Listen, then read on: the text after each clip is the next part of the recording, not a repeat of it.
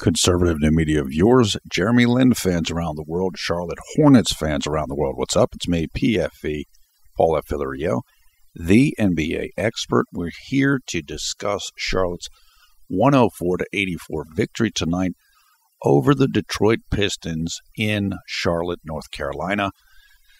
Hornets improved to 12-8 on the year, and the Pistons fall to 12-10. So these are two teams that definitely both have playoff hopes, and this was a good setup game. The Pistons, however, were coming off of playing last night, so they weren't a back-to-back, although last night's game I don't think was too difficult for them. Still, they had to play and they had to travel, so that gave the advantage to Charlotte, and Charlotte was able to take that and run with it. What happened in the game was Charlotte was they were consistently better than Detroit tonight. They outscored the Pistons in every single quarter, and the Pistons made some runs. They made a run close to the end of the game. Maybe like midway through early in the fourth quarter, I should say. But Charlotte was just able to kind of keep them away, keep them off just enough, and kind of stay where they wanted to stay, did the Hornets. Now, statistics quickly for the Hornets. Marvin Williams, 14 points, 12 rebounds. Cody Zeller, who started once again for Al Jefferson, who's dealing with, I believe, a calf strain, 20.6 rebounds. Very excellent game for Cody Zeller, who's playing Cody instead of Al really changes the feeling of Charlotte's offense. It's much more, there's more movement. It's a little bit more wide open, I think, than is the case when Al is playing, just because Cody's more athletic. He's more mobile than Al Jefferson is, and they're doing a little bit, I think they're playing a different style a little bit than they play when Al is in there. Kemba Walker, who was sick coming into this game, and it was unclear whether he was actually going to play, but he did end up playing, and he played pretty well. 14 points, 9 rebounds, 2 assists. Nicholas Batum, 13 points, 7 rebounds, 8 assists. Off the bench, JLin led all bench players tonight. 13 points, 3 rebounds, 4 assists. He played 26 minutes, shot 5 of 10 from the field, including 1 of 3 from three-point range, 2 of 4 from the free throw line, 2 steals, no block shots, 1 turnover, 2 personal fouls, and Jeremy was a +6 in plus-minus. Jeremy played really well in this game, and this is maybe like the 4th game in a row that he's played extremely well. Going back to including tonight, in the last 4 games, JLin has 14 assists and 2 turnovers. That gives you an idea of how he's performing right now. I thought he's mixing up shooting and passing very well. He could have had at least 5 more assists in this game than what he ended up with, just when shots weren't converted. He's playing good defense. 2 steals. He's very sharp on defense. He's playing great. And I think that he's gaining more confidence. He's at ease. He looks really calm and more comfortable. Things are on the up and up here now, as we figured and kind of thought that they would be for him. His PER number is going to go up after tonight. And let me just say this, though, and this is good. I'm actually kind of happy that this happened. Early in the fourth quarter, when when Detroit made their run, they won like a 5-0 run or something like that to start the fourth. During that period of time, that's when Jeremy had his only turnover of the game, which it really wasn't a bad turnover. Still, it was a turnover. But after he had the turnover, then he almost had another turnover, and it ended up Detroit kicked the ball. These are the times in games where Jeremy has had issues before. Like he had a tough fourth quarter. A tough start to the fourth quarter, like, I don't know what it was now, 4 or 5 games ago. I can't remember the situation now. And what we talked about then and what we've talked about since then is this is where Jeremy has to be able to not be reckless, stay calm, stay focused, and just play steady when you have these moments. Like, I think Jeremy gets so amped up. He wants to take over and do things, which is great. That's a good instinct. But then it becomes, how do you do it? And the way that you do it is just stay steady. It's like if you're shooting free throws. How do you shoot clutch free throws? Well, you shoot them the same way you shoot any other free throw. Just try to stay flatline in your emotion. That's what Jeremy has to be able to do. And I'm glad that he had that kind of moment tonight where there was a little bit of struggle, because then he overcame it. He didn't get a second turnover. He went to the rim and got fouled. Then he had an offensive rebound. Clifford pulled him out with about 7 minutes and 11 seconds left. I don't know exactly why he did it. Except I guess he probably wanted to put Kemba back in. I don't think it was because Jeremy got a little out of sorts or whatever. I don't think that's what it was, because at that point Charlotte was up 20. Okay, so Detroit made the run, and then Charlotte answered the run, and it was like things were under control at that point in time.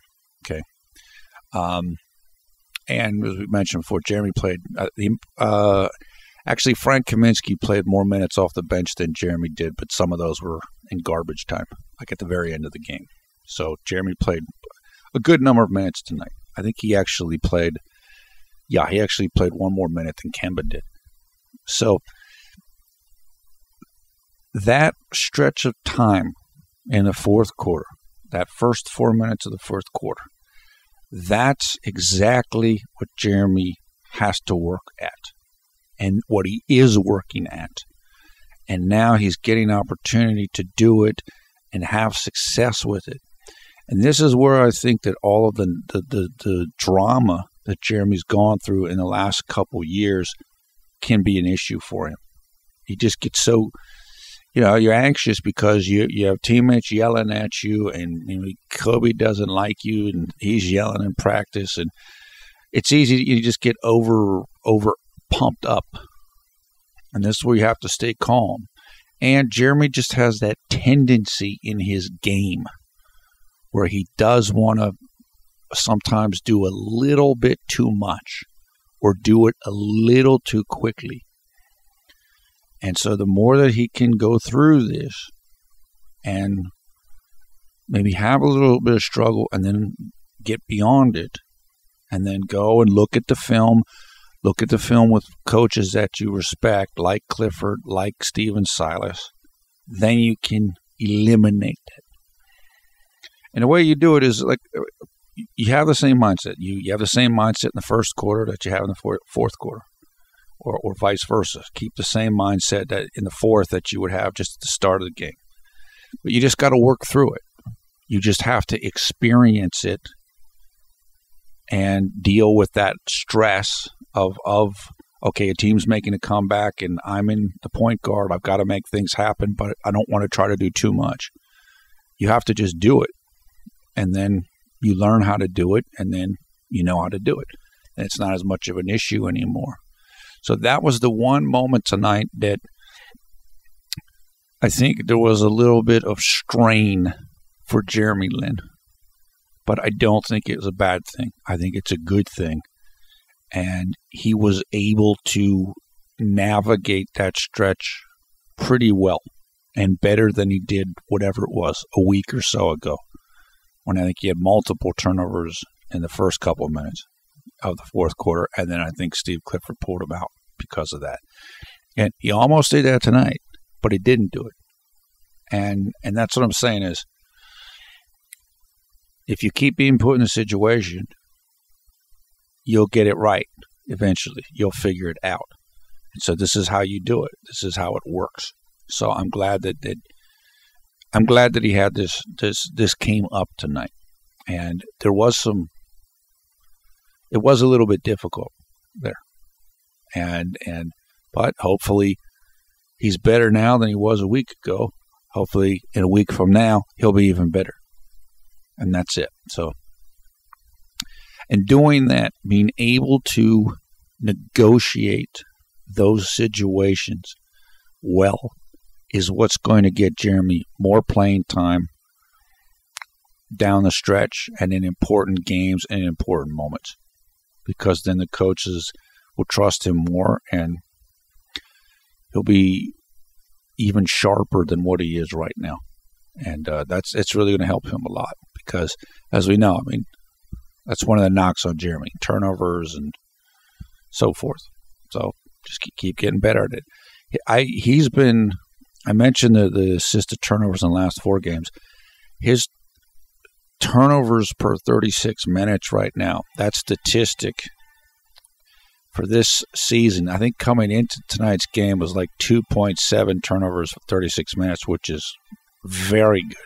And it's really good for Jeremy, given some of the other statistics of his career in that regard. I think it's basically the best of his career except for his first year, which almost doesn't even count because he was playing so sparingly.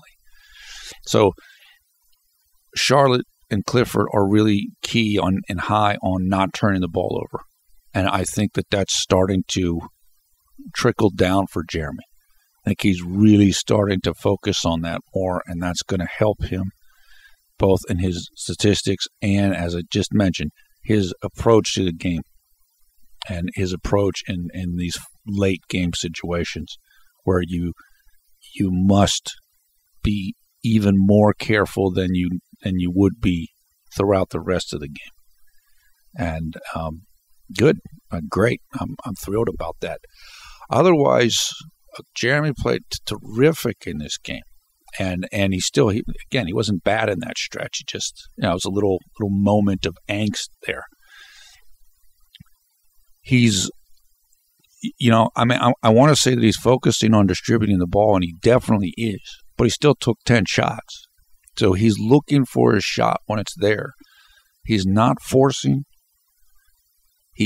Tonight it almost seemed at the start of the game like he was floating on air, like just in a nice little groove. He's getting more confident. I think the swagger's starting to come back a little bit. He's getting more comfortable with his teammates. And as I mentioned, he had it, I would say, at least 5 unconverted assist opportunities tonight, in addition to the 4 assists that he did have. So he's really starting to find his place with the team, and the performance is going up. So I couldn't be any happier. It's just perfect. It's going exactly the way that you want it to go if you're a Jeremy Lin fan. And really, I guess that's about it. He's just playing so well right now that there's not a lot to say. Shooting 5 of 10 from the field, great, 50%, that's good. 1 of 3 from 3-point range, okay, sure. We want him to be up a little bit higher than that, but it's 33%, and I think it's better than what he was shooting coming into the game. So, and the free throws, whatever. I mean, you're going to miss some here and there. He's playing smart, under control. He's playing both ends of the court. He's playing good defense. He's progressing. He's clearly progressing. And we're on a good track here. We're definitely on a good track. I love the way the team played great tonight. They're sharing the ball more. You can see that they're enjoying each other. Like, it's starting to click for them. And they're gaining confidence as they keep winning. And this is really good. I mean, this team the East it's better than what people thought it was going to be. it's still, there's not any overwhelming teams. Even Cleveland hasn't been overwhelming so far this year. So there's possibilities there in the East. I mean, Charlotte could make the playoffs and they could win a couple rounds. I mean, who knows? Maybe they can go to Eastern Conference Finals or something. You never know. So it's starting to shape up. They played some really nice defense tonight. Charlotte did in stretches of this game. They rebounded the ball well, which is probably their biggest consistent concern this season, at least up to this point. Let me see here. They held Detroit to only 7 fast break points. That's good. So they're rebounding. They're getting back in transition defense. They're moving the ball. Like I said, you can see they're starting to enjoy themselves. They're starting to get into a groove. And they're starting to realize they're pretty good. And that confidence is building. That's why that win in Chicago was such a big win. That was great to see. So I'm thrilled. I couldn't be any happier. And like I said, I like it when JLin comes into a situation where he's got to improve a little bit, or something came up for him that's going to help him grow further as a player. And that's what happened early in the fourth quarter of this game. And so I like that. That's good, because that's going to help him get even better. And he played an excellent game tonight. So it's like having a sundae and you also get the cherry on top. Sunday, he played a great game. Cherry on top. Still can learn from that fourth quarter, that little blip. Because as I said, if you know Jeremy and the rap him in the future, he's not good in the playoffs, and he gets too tense at these moments and that moments. Well, just keep experiencing it, and you can get beyond it. And again, particularly when you're in a situation that's supportive with good coaching and teammates that like you and you like them, rather than, you don't know what people are thinking or if they even want you to succeed. So it's not, I don't think there's any questions about that in this situation. So, great. I'm thrilled. Okay, the next game coming up is in 2 days from now, and that is against the team which I believe is leading the Eastern Conference right now. That is the Miami Heat. The game will take place in Charlotte, North Carolina, and it will start at 7 p.m. Eastern Time, which means the game will take place on Thursday, December 10th at 8 a.m. in Taipei, Taiwan. And throughout China. Look, Miami's very good. They have an excellent defense. They're deep. They're playing really well. That's going to be a good test for the Hornets. However, as I said before, no team in the East is unbeatable, including Cleveland. This is definitely it's a winnable game. So we want the team to win this game. It's going to be a fight, but they can win this game, and hopefully they will win it. And it's a good test. It's a good test. Look, they can beat Miami after just beating Chicago. They're going to be feeling pretty good, and they should be. So hopefully, like I said, hopefully we can get the win in that game. Okay, that is it. Thumbs up, thumbs down. Your comments below. We want to thank Gary Chen for the artwork you're looking at right now. Gary is an artist and blogger in Taiwan. He's also a member of the Jeremy Only Lin Garden fan group. You'll find information about Gary and the Jeremy Only Lin Garden fan group in the video description below the video player. Also there you will find information so you can go and check out highlights of tonight's game. Finally, there you'll find information how you can join the Conservative New Media Facebook group and how you can come and follow us on Twitter. Once again, I am PFV Paul Villarreal, the NBA expert. Thanks a lot for watching Conservative New Media. We strive to be the #1 Jeremy Lin YouTube fan channel. Look, a terrific win. Just a great, simple, thorough victory. The team played great. JLin played great. And JLin, again, has an opportunity to examine the beginning of that fourth quarter once more, and just learn even further and improve in those situations even more. So it's just really, I mean, it's about as good of a night as you can get. And if you're a Lin fan, you got to be feeling great. I mean, Jeremy basically, he played, I think, the most minutes of any bench player last game. Tonight he played more minutes than Kemba or Jeremy Lamb, and he's performing well. I'm interested to see what Steve Clifford has to say about how Jeremy's playing right now. I haven't seen the post game yet, but he's got to be pleased.